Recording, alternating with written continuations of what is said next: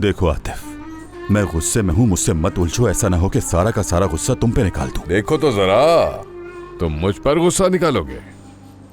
आतिफ, अब इसे कुछ मत कहना।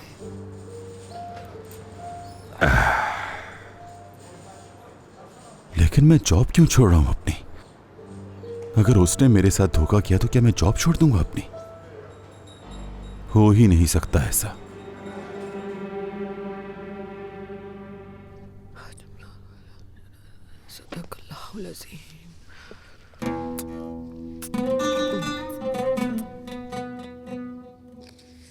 या मेरे अल्लाह,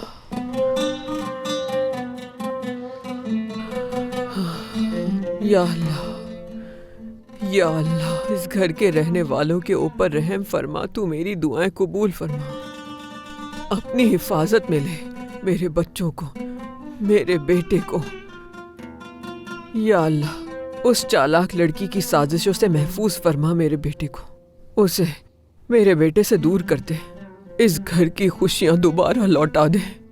मुझे मेरे बुढ़ापे में सुकून दे या रब। तू ही मदद करने वाला है। तू हमें इस आजमाइश से निकाल ले। हम तेरे कमजोर बंदे हैं, हमें इस आजमाइश से निकाल। आमीन सुम्मा आमीन।